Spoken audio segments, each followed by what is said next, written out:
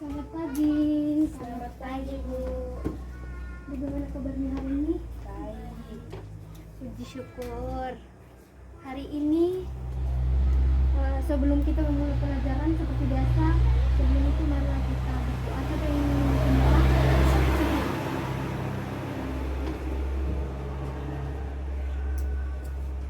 Saya, Bu. Oke. Jadi tuh. Teman-teman, mari kita berdoa. Tuhan, terima kasih karena Engkau telah menemani kami dari pagi sampai siang hari ini. Dari jalan sampai ke tempat ini, dan sekarang Tuhan kami akan memulai pelajaran kami. Tuhan pimpin dan sertai, semoga pelajaran ini berjalan dengan baik. Inilah doa kami panjatkan kepadamu. Amin. Terima kasih Reni. Sebelum Ibu memulai, Ibu akan presentasi dulu.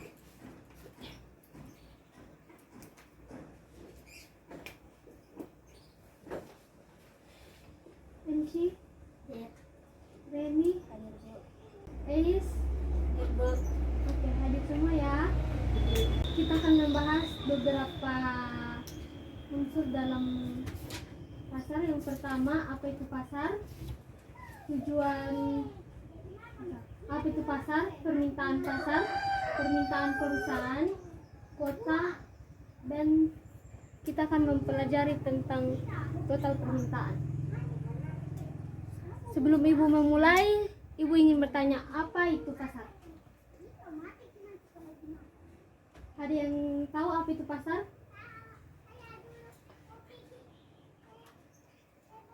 Enci, apa itu pasar? Tempat jual beli. Ya, benar, tempat jual beli. Ada yang berpendapat lain?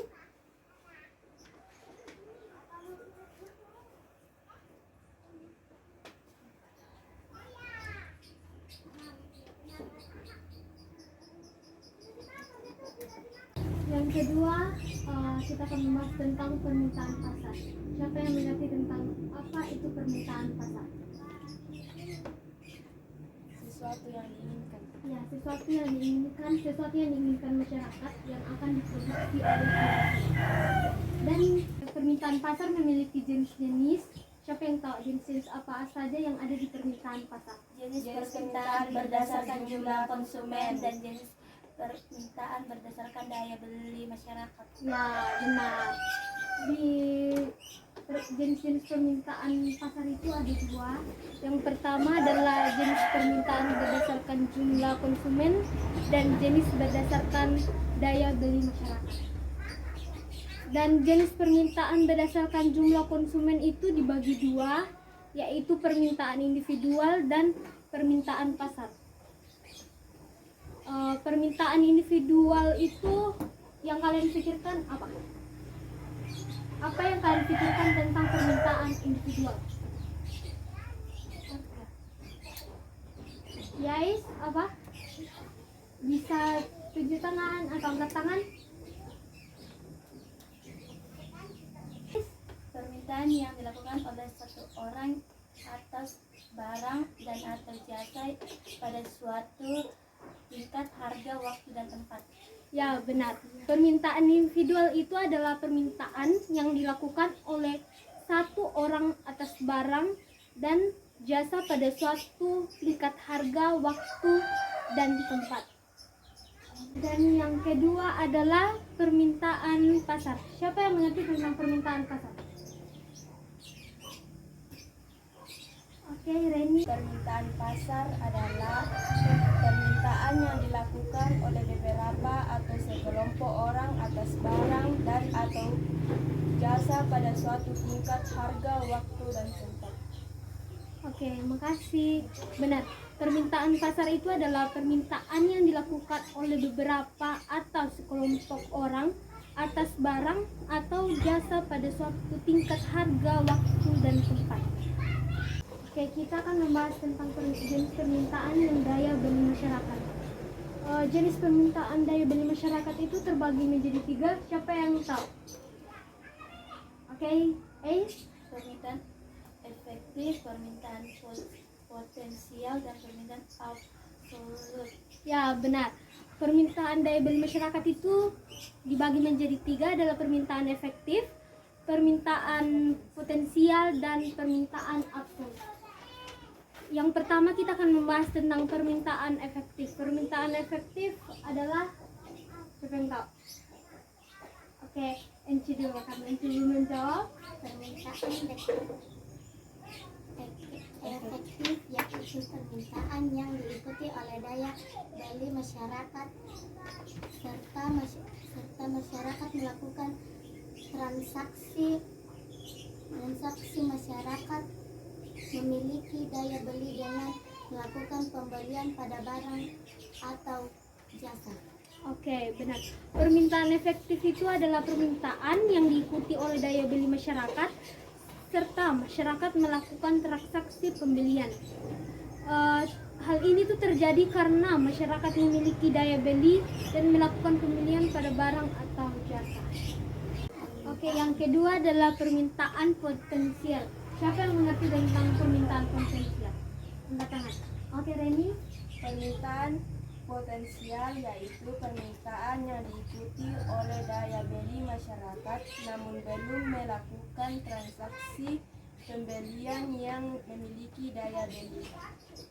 Oke, benar. Permintaan potensial yaitu atau permintaan yang diikuti oleh daya beli masyarakat namun belum melakukan transaksi pembelian. Hal ini itu berupa angan-angan masyarakat yang memiliki daya beli. Oke, dan yang ketiga adalah permintaan absolut. Apa itu permintaan absolut? Ada yang mengerti tentang permintaan absolut?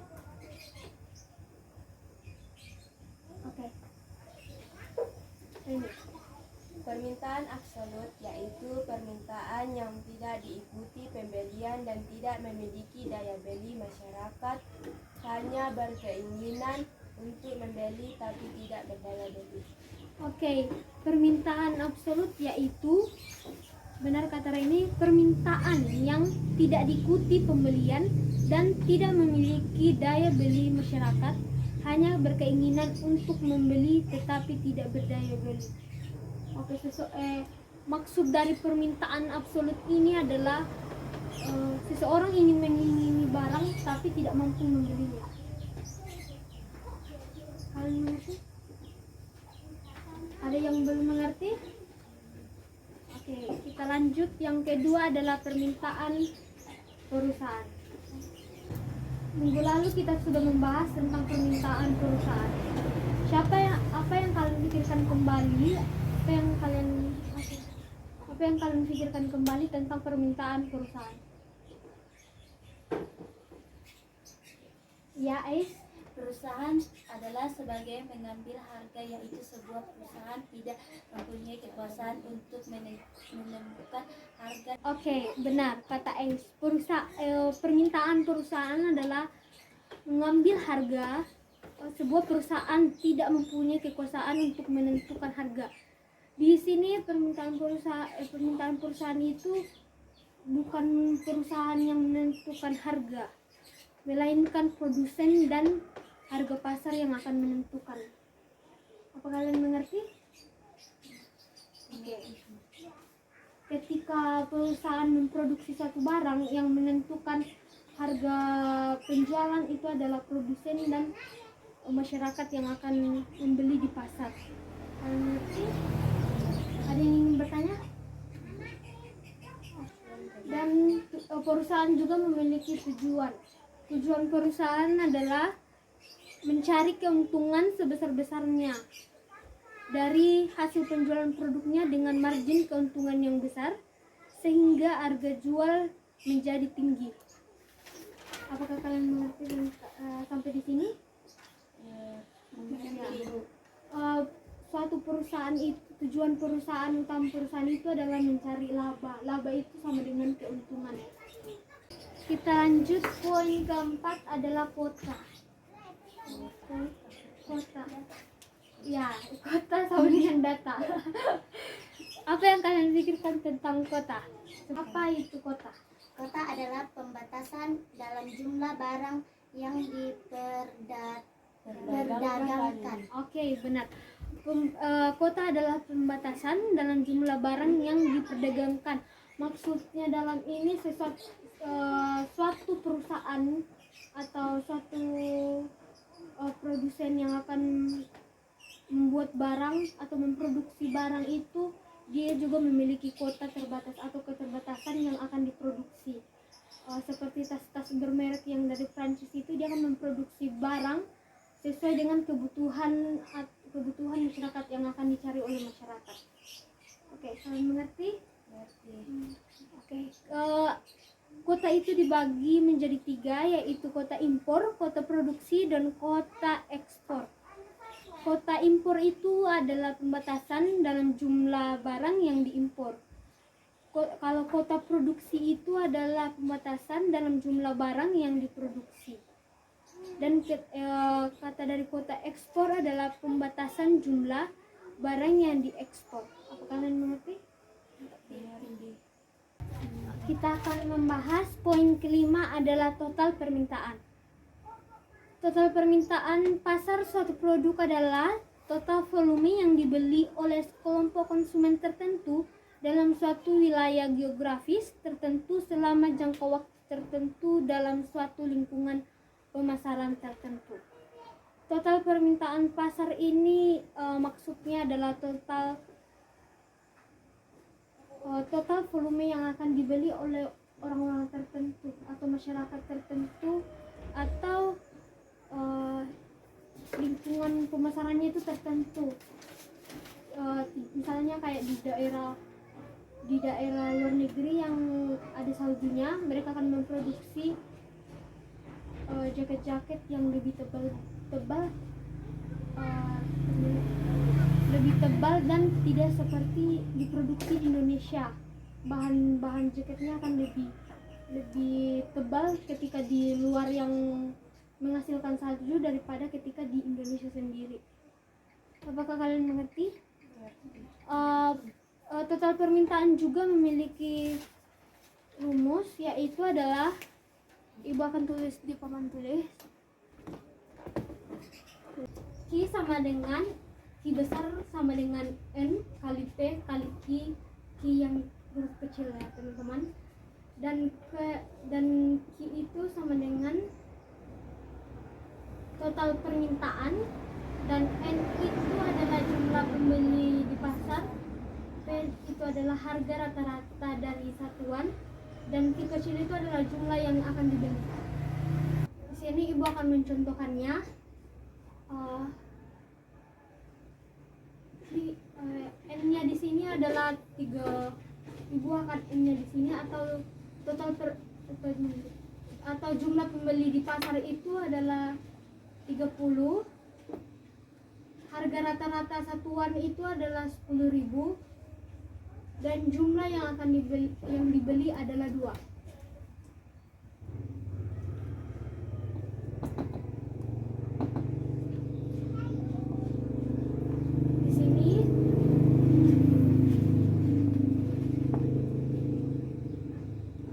Akan mengkalikan 10 dikali 2 itu adalah 20,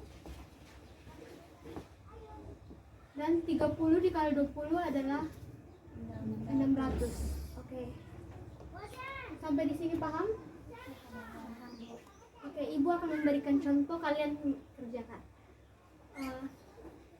Kita akan di sini akan mencari N atau total permintaan, dan jumlah pembelian di pasar adalah 20. Harga rata-rata persatuan itu adalah 30.000, dan jumlah yang akan dibeli 4. Kedua adalah total permintaan. Kita akan mencari total permintaan, N-nya sama dengan 10, P-nya adalah 5.000, dan jumlah yang dibeli adalah 10. Silakan menjawab, ibu akan memberikan waktu. 10 kali 5 kali 10. Iya. 10 dikali 5 kali 5.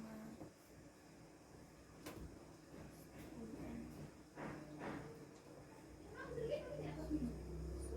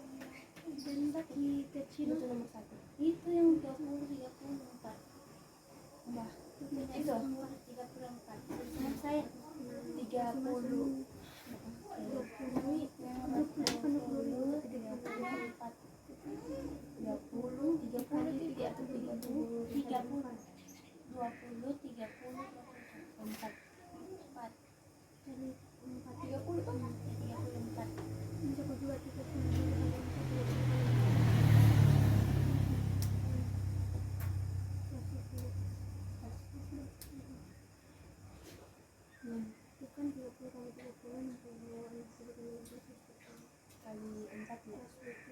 Dikali 5 apa? Jalan matematika. Dikali 20. 6 kali 4. 6 kali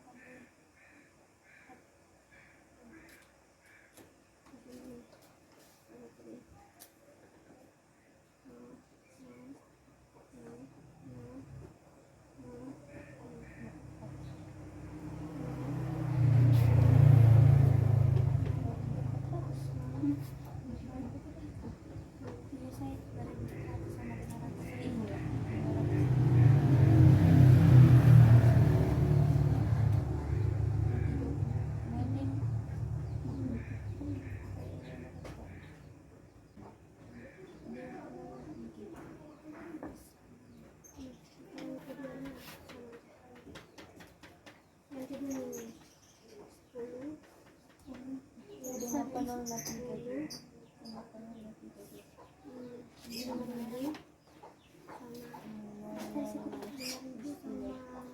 30.000.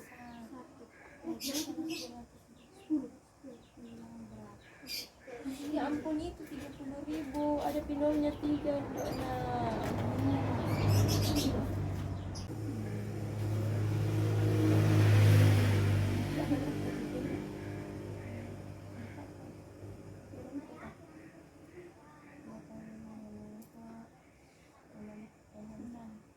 Oke, sudah selesai. Sudah. Oke, Ibu akan menunggu satu siswa yang akan menjawab ke depan. Siapa yang mau? Silakan menjawab. Bagaimana perhitungannya? Dijelaskan. Ya.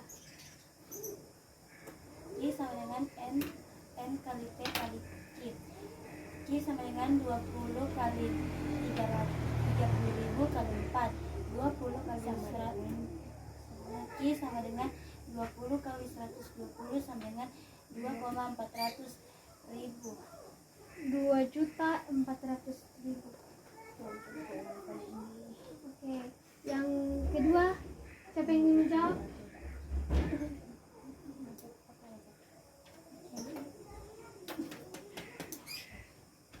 Q sama dengan N kali P kali Q sama dengan 10 kali 5.000 kali 10 sama dengan 500. Oke, benar.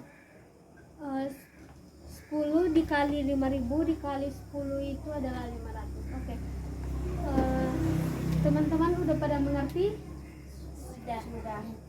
Oke, kalau sudah mengerti, Ibu akan memberikan tugas di halaman 120. Silakan dibuka.